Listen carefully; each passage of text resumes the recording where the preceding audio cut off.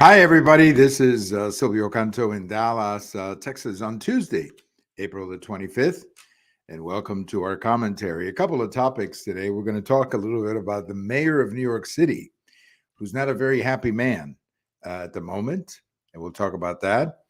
And we're also going to talk about President Biden, who I guess released a video letting us know that he's running for re-election. So we'll talk about a rather bizarre message in that video. And the message is vote for me because the other guy's terrible.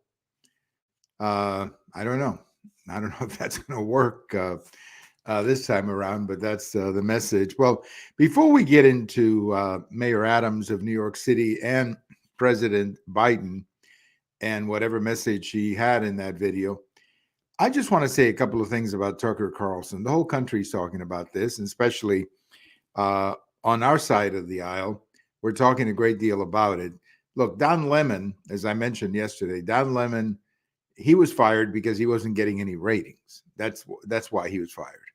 He simply didn't bring any ratings to the network. CNN, nobody's bringing ratings to CNN. And Don Lemon was just one that they could afford to terminate. And as I said, I wouldn't be surprised if there's another one out there at CNN because nobody's watching that network. And that, of course, is a problem because if nobody watches you, of course, your advertisers are not going to be happy. That was not the case of Tucker Carlson. He had an audience. But, for whatever reason, Fox News didn't want to keep him. And I don't want to get into that because I'm not really that familiar with the details. But I can tell you this. I can tell you this with total, complete certainty. Tucker Carlson is coming back. And like Bill O'Reilly, like Glenn Beck, like Lou Dobbs, and other people who have, let's say, gone out and started their own agencies, I think you're going to see Tucker Carlson coming back. Now, it may not be the exact 60-minute show that he had at Fox because that takes a lot of resources, obviously. And he's probably not going to have all the resources that he had at Fox News. But I can see him back on a 30-minute, on a podcast type situation, video cast type situation, without the commercial restrictions that you have on regular television. This is the beauty of a video cast or a podcast, that you don't have those commercial responsibilities. I mean, you have to produce, of course, I know that. But it's not like, your show has to be 22 minutes and 8 minutes of commercials or whatever the formula is. When you're doing this kind of video cast or podcast, you design it any way you want to. So if you want to take it a little longer, you can do that with a podcast. And I think that Tucker Carlson is actually going to be very good in this kind of a format. So I expect him, hopefully by the end of the year, to be back on his feet, operating on his own, and getting ready to be a player in the 2024 election. We need his voice in the 2024 election.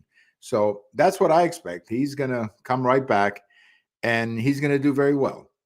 And that's going to be the next chapter of Tucker Carlson. Now, what happens to some of the other people at Fox News? What happens to Fox News? Your guess is as good as mine.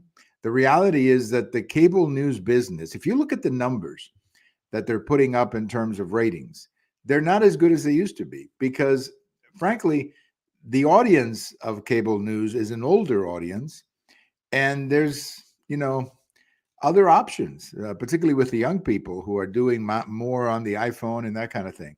So I think the future of cable news is not what it used to be. And I think you'll see cable news, in a sense, going into the next stage where they're just not going to be reaching as many people as they have in the past. And you're going to see the emergence of all these independent podcasters or videocasters like Bill O'Reilly on his own, like Glenn Beck on his own. And I think pretty soon you'll see Tucker Carlson come back in that fashion. So he'll be fine. He'll be fine.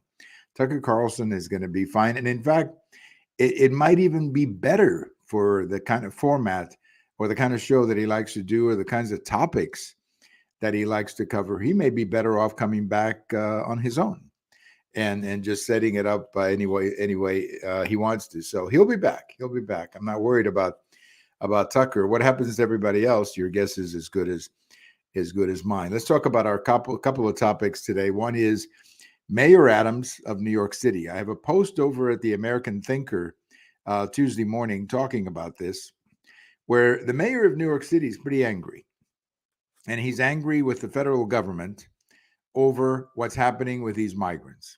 New York City, of course, has been taking lots of migrants, and these people are coming in. They're taxing the city of resources.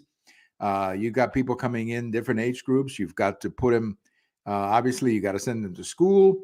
You got to provide health care because they don't have it. I mean, these people are not coming over with private insurance, obviously. And in many cases, the language is a problem, so they cannot just work anywhere. So, and most of them don't have visas to work, which is another problem. So the mayor is pretty angry. He's saying this is costing him $4 billion, the city of New York, $4 billion. This project of bringing migrants to New York is costing the city $4 billion. Now, maybe once upon a time when New York City was vibrant and growing and lots of people were moving in, maybe that was a problem that could be handled. But right now, that's not the problem. In fact, right now, New York City is losing people. People are moving out. Generally, the people who are moving out are the ones who are paying taxes. So the city is losing its taxpayers, but having more and more people who require government services. And that is an unsustainable situation. So the mayor's angry, and he wants the Biden administration to do something about it. Good luck with that. Good luck with that, especially in about 30 days or less than 30 days when Title 42 goes off the books, because then you're going to have more people coming in, and the situation is going to get even more crazy than it is right now. So check out my post over at the American Thinker about the mayor of New York City, who's not a happy person right now. He's not a happy person. A couple of other things are happening to the mayor, too. First of all, he's got a city council that it's an absolute zero. Absolute zero. I mean, it's a very left-wing city council who doesn't seem to be interested in solving problems. So, you got crime out of control. You've got a situation like District Attorney Braggs, who is not prosecuting people. So he's got that local problem. And then when you go to the state level, the situation even gets worse, because the governor of New York is not really a great friend of New York City. She's not a very good governor. Frankly, she's a very weak leader. The legislature of New York is very leftist and, seems, caught up in a lot of things that are not very practical. Okay. So just talking about abortion all day long. So what you have is the poor mayor of New York City is, struggling. He's struggling to make it in a city that, as I say, is losing more and more people every day. And not just people, they're losing taxpayers. And that's the key. That's the same problem that California has. California is losing people. Illinois, they're losing people. They're losing taxpayers. And that's worse than losing people. They're losing the people who pay taxes, the people who provide the jobs and the investments that every city needs. So Mayor Adams, an angry man at the moment. Now, the other big story, of course, and I've got a post about this coming out Wednesday morning, and that is that President Biden has decided to seek re-election, and he's going to be doing it. He did it by video, which is bizarre. I don't remember the last time that a president announced his re-election by video. Normally, again, I cannot vouch for what I'm saying, but my memory is that every time a president ran for re-election, and I've seen the first Bush, Reagan, the second Bush, Clinton, Obama, who else? I guess Ford, President Ford, although that was not technically a re-election because he had taken over President Nixon. And then, of course, President Carter. Every one of those that I remember, public speech or a public event, doesn't have to be a big rally, but there was some kind of a public event where he was there surrounded by people. That didn't happen here. He recorded this video basically saying, we got to keep the job. We got to continue doing the job. We cannot go back to those terrible days of the Trump administration. We got to continue the work. I don't know how well that's going to play, because going back to the terrible days of Trump meant that the gasoline was cheaper and the cost of living was better. But anyway, politics is politics. But if you watch that speech, if you watch the video, he did not say one single thing that he did as president, other than talk in very general terms about democracy and saving the country from MAGA and all that kind of garbage. But he didn't specify any one thing that he did. For example, he didn't mention anything about the Inflation Reduction Act, for example. He didn't say any of that. He just basically said, we're here to save the nation from all those terrible people, all those terrible MAGA people who are going to take us to the, I guess, wherever we're supposed to take them. So I don't know if this is going to work, considering so many Democrats don't want him to run. I don't think that he can get away in 2024 with what he did in 2020, hiding in the basement of his house and not answering any questions. I just don't think he can get away with that again this time. Also, if he runs against Trump, people can compare, and that's going to be a big difference. People can compare what he's done compared to what Trump had done. So I don't know. I don't know what to say, but I've never seen anything so crazy as doing a video like this that doesn't say about anything you've accomplished. All it does is tell people how bad the other guy is. I don't know. I just don't think that's going to work, but I could be wrong. I could be wrong about that.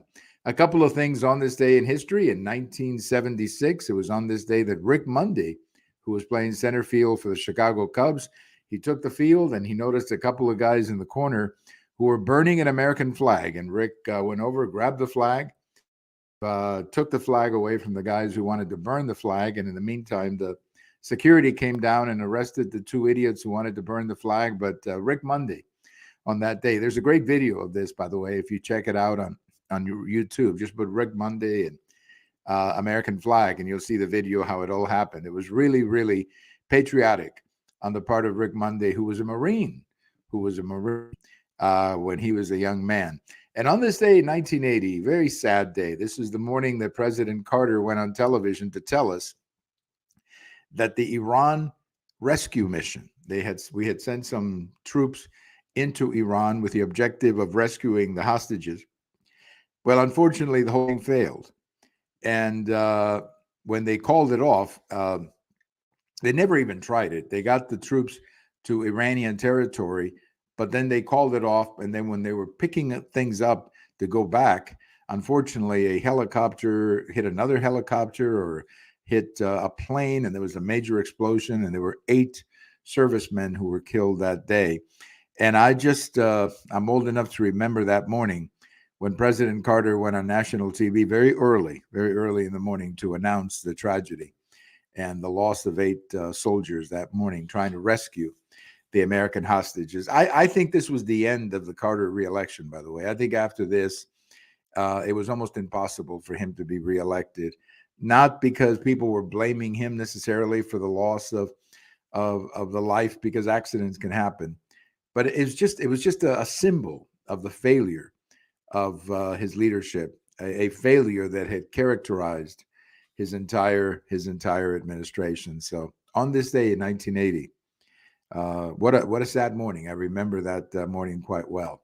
Thank you for listening. This is Silvio Canto in Dallas, and we'll talk to you later. Bye-bye, everybody.